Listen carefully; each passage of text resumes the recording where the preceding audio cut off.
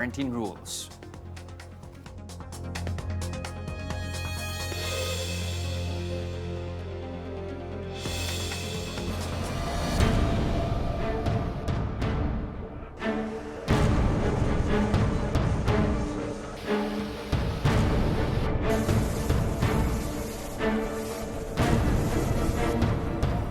Ambo has already weakened into a severe tropical storm this afternoon, but not before leaving a path of destruction in its wake. To tell us the latest situation in the province, News 5 correspondent Jenny Dongon is joining us live from Sariaya, Quezon. Jenny, when did the province start feeling the wrath of Ambo?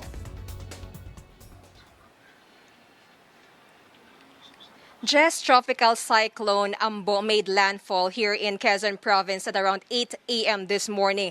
The storm swept through 3rd and 4th district in the province, battering these areas with violent wind and heavy rain for almost 4 hours.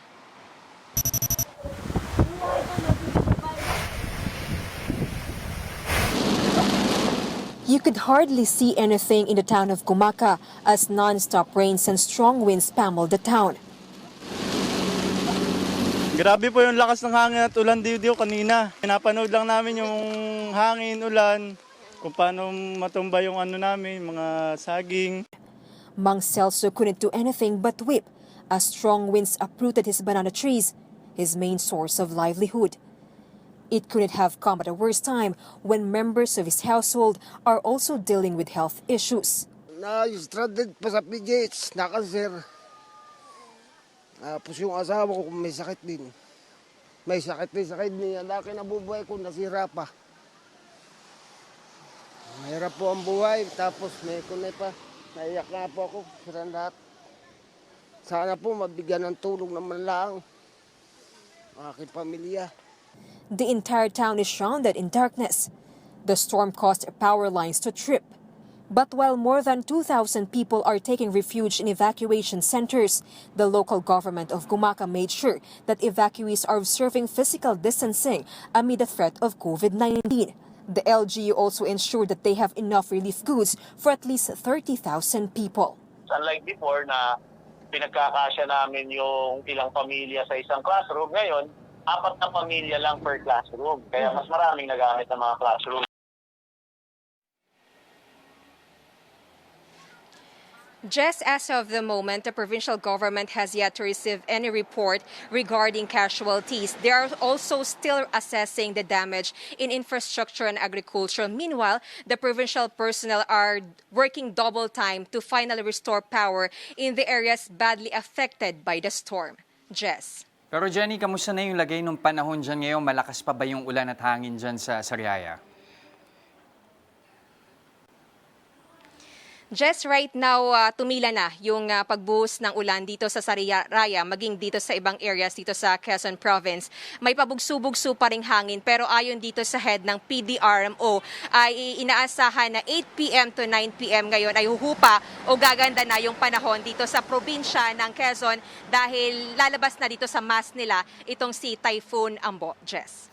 Pero meron ba tayong detalye kung ilang bayan all in all dyan sa Quezon yung matinding tinamaan ni Ambo?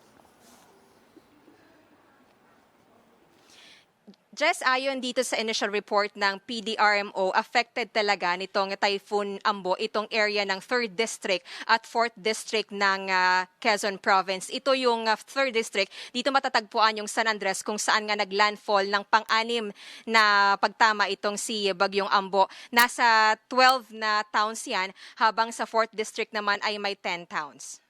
Well, in terms of damages to infrastructure naman, meron na bang mga naitala dyan sa Quezon, like sa mga kalye?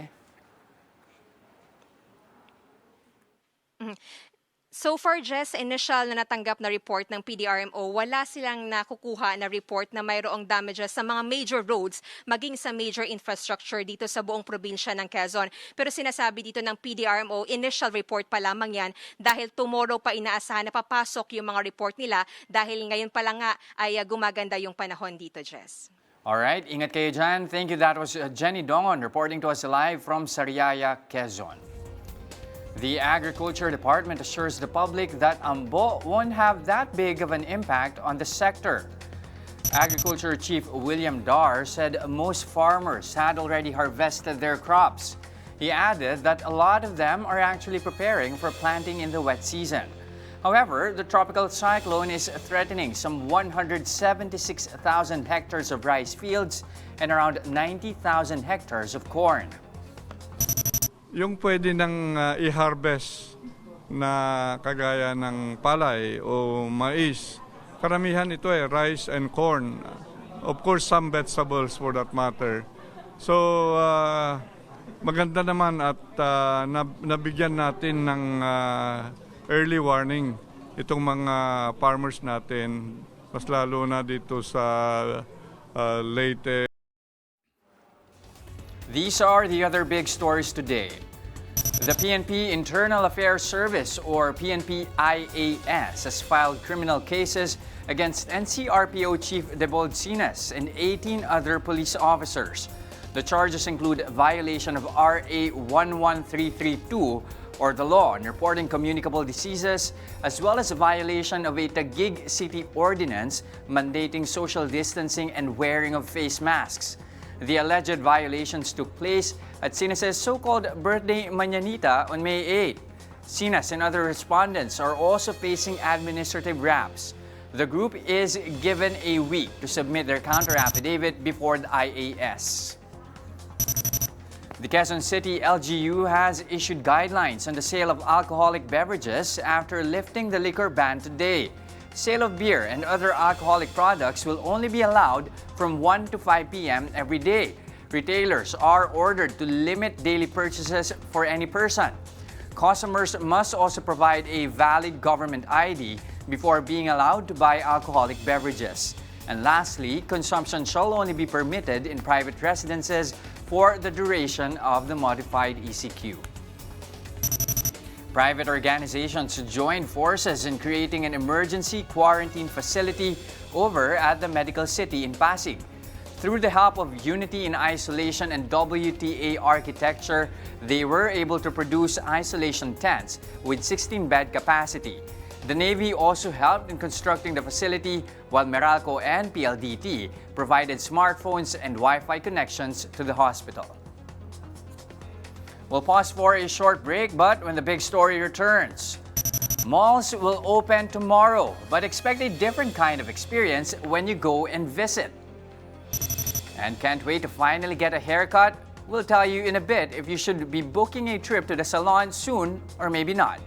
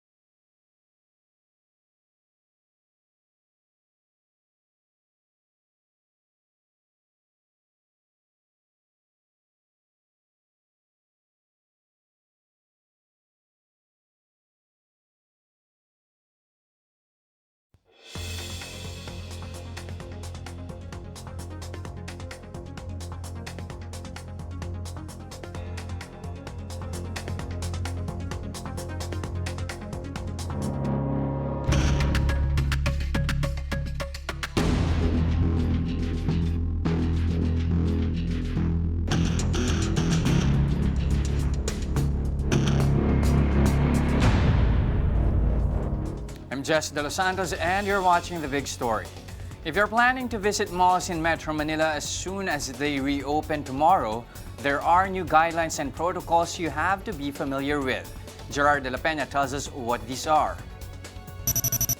Malls practically became ghost towns when the enhanced community quarantine was implemented last March to help curb COVID-19. But with Metro Manila shifting to modified ECQ, mall operators have been busy disinfecting their buildings and setting up infection control protocols to meet the minimum health standards when they reopen tomorrow. So this is one innovation that is being employed at this mall here in Bonifacio Global City. So they have this small chamber here where they have an automatic alcohol dispenser, and they also have this automated temperature check right here. And after getting the temperature, you enter this chamber where you will be misted with chlorine dioxide. And then after the misting, you come out disinfected and ready to enter the mall.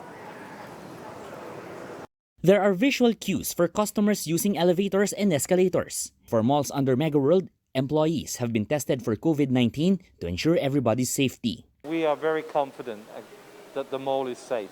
Of course, we ask our customers also to take the necessary precautions as well, but we are confident that the environment is a good environment for everybody to shop.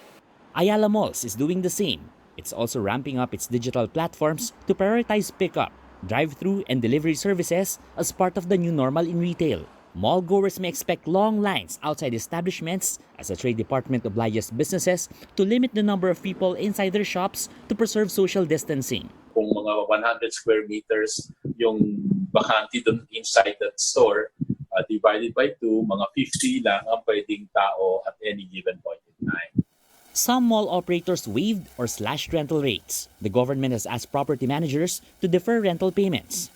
Those going to malls are advised to wear masks and observe social distancing protocols. Presidential spokesman Harry Roque also reminded mall owners on some of the protocols they should follow. Kinakailangan po mainit ang mall, 26. Kinakailangan walang wifi. Kinakailangan po meron pa rin temperature check, pagsusuot po ng mask, constant disinfection. Tapos kung po pwede mga elevator para lang po sa mga senior citizens at saka para sa mga may kapansanan. At every other step po tayo sa mga escalators. Reporting for News 5, Gerard De La Peña. We are One News. The national government added a few businesses and industries that will be allowed to reopen in areas under modified ECQ. These include real estate and leasing activities.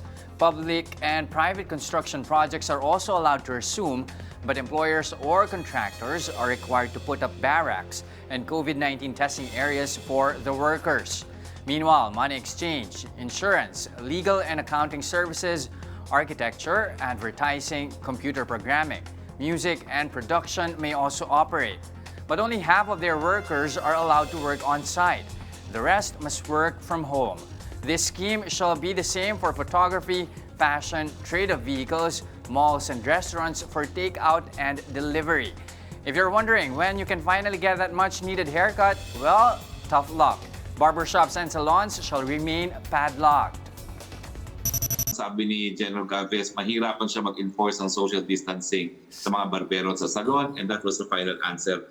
Doon lang po nagkaroon ng closure yung issue na yan. The number of COVID-19 infections in the country has breached the 12,000 mark. Our correspondent Jen Calimon is joining us live for more details. Jen, considering this development, are we still far from flattening the curve?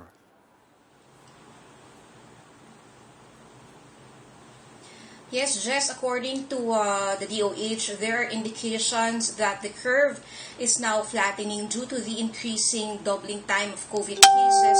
But according to the Health Department, we should not see this as the totality of the whole situation because as of now, we're still relying on the numbers released by the DOH recorded on a daily basis. Thus, we should not be complacent though the doubling time is increasing and the number of recoveries are also rising because based on the recent numbers, the cases are still increasing by over 200 cases each day. Jess? Okay, Jen, this is something that we've been talking about since the start of the show, the new normal, especially now you have malls reopening tomorrow in certain industries. What's the government action in relation to what we're now seeing as a new normal? Well, just the DOH recognizes that this ECQ is giving everyone a hard time, but they assured that the government is taking actions and that they are continuously conducting scientific studies with regard to COVID-19 response. Their appeal to the public is to cooperate during these trying times and to follow the orders of the LGU for these sacrifices will surely benefit us all in the end. Even though some areas will be put under GCQ tomorrow, everyone must still do their part and observe the new normal or the minimum health standard. Again, make ourselves healthy, observe physical distancing, proper hygiene, proper cough etiquette, and maintain our surroundings clean. Jess? Jen, this is something that we've heard before, statements saying, that the world will never be the same after COVID-19. And this is pretty much something that DOH USEC Maria Rosario Vergere echoed earlier. Can you enlighten us more about her thoughts?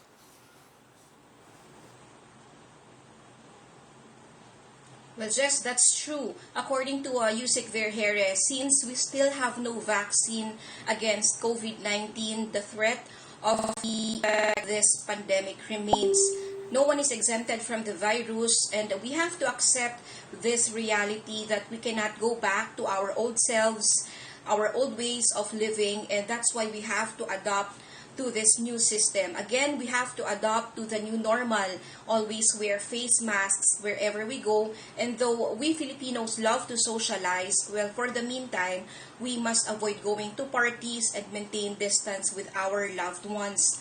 As medical anthropologist Dr. Michael Tan suggests, we can show our intimacy to others in many different ways, like texting or communicating with them online. And this is not the first time that we had this kind of health problem. Remember, we had SARS and MERS-CoV and other diseases before, but we remained resilient. And the DOH believes that by observing proper quarantine measures and by practicing this new normal, we all against this pandemic. Jess. All right, thank you for those updates, Jen Kalimon. The coronavirus continues to infect people in the Philippines. As of 4 p.m. on Friday, the country's total cases breached 12,000, with more than 200 new infections added to the tally. Majority of those who contracted the disease are from the metro. The death count also topped 800 as SARS-CoV-2 killed 16 more patients. More than 100 patients recovered from the SARS-like disease overnight. So far, nearly 2,500 people have gotten better from COVID-19.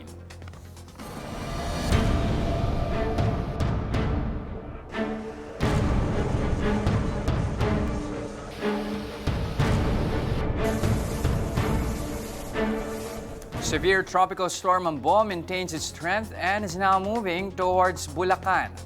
The eye wall of Ambo was last seen hovering in the vicinity of General Nakar, Quezon, packing winds between 100 and 165 kilometers per hour. It is forecast to move towards Bulacan in the next few hours before heading to Ilocos Norte tomorrow morning. Tropical cyclone wind signals are still up in the following areas flashed on your screens.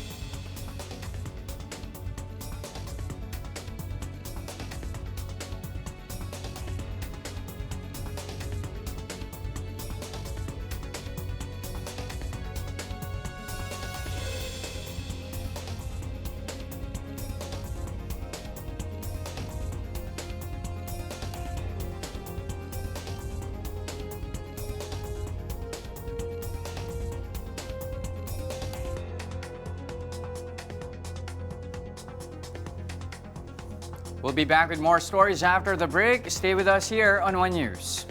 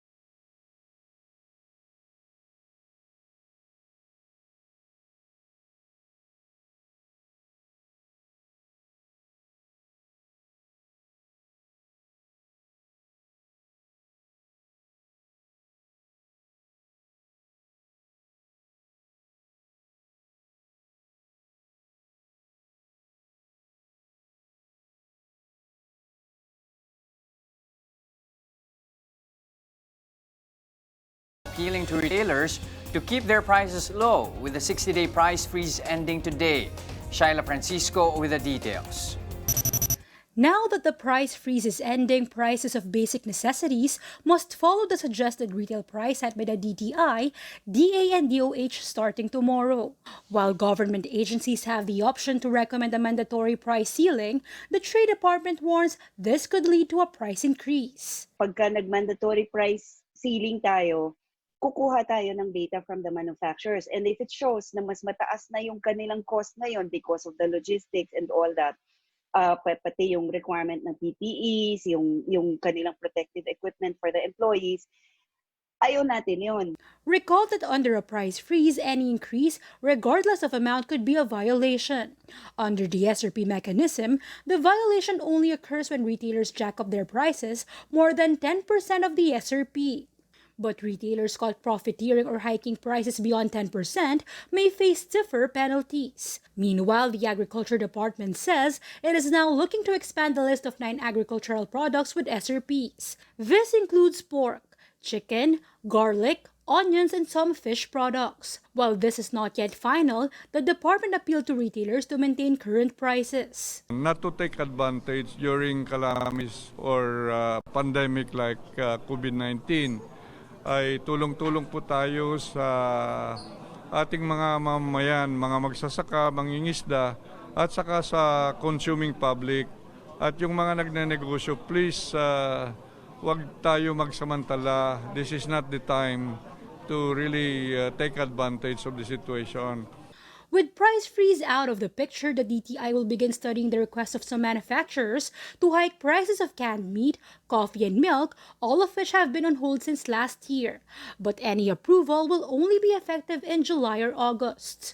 Shaila Francisco, VR1 News. Meralco is set to file criminal charges against a netizen caught posting fake news on his Facebook account. In a post that has since been deleted, Joven Salarda alleged that his friend's power bill skyrocketed to almost 1.8 million pesos. The hoax racked up almost 20,000 shares and solicited malicious attacks towards the company. But it turns out that upon verification, the bill was actually for a corporate account listed under SMDC. Meralco is likewise advising customers against posting their electricity bills online since these contain sensitive information that can be used by cyber criminals. Now, were you shocked when you saw your electricity bill for the month of May? Meralco officials say several factors caused the surge in power charges. On top of the usual high consumption during the hot months, the fact that people are locked down in their homes caused their power consumption to soar further. Officials of the power distributor also explained that the reading for the month of May already includes actual consumption recorded in the months of March and April. Recall that Meralco only charged bill estimates for the past 2 months after the company suspended meter reading operations at the start of the lockdown and only resumed it this month. So bills charged for the month of May already includes charges that were left unpaid. Nag-expect talaga tayo ng medyo mataas na bill kasi sabi nga ni Joe kanina, ang mga family, mga bata, tayo nasa bahay. Yung konsumo ng January ko at saka kukumpara sa Mayo, doble halos yung tinaas. Because of the fact, sabi ko nga kasi nung yung January, malamig yung panahon, December, yun yung basehan ng meter reading. Plus nung ECQ, yung increase ng consumption because of summer months, plus lahat tayo nandito, naka-lockdown. Expected talaga sisipa yung consumption nung nabasa na yung metro. Sales of traditional Turkish perfume are booming during the coronavirus pandemic. Not because of their fragrance, but for their disinfecting properties. The co-founder of one of Turkey's best-known cologne brands says they received orders for around 600,000 liters in March alone. Atelier Rebul is one of Turkey's oldest and best-known cologne brands with roots dating back to 1895. Its high alcohol content makes it an effective hand sanitizer too. The company says there was a significant increase in domestic sales following an announcement by Turkey's health minister where he touted Colonia's coronavirus fighting properties. Fast break to some sports updates. 7'2" cager Kai Soto is reportedly looking to rake in some big bucks after signing with the NBA G League. By big bucks, we mean $200,000 or more than 10 million pesos.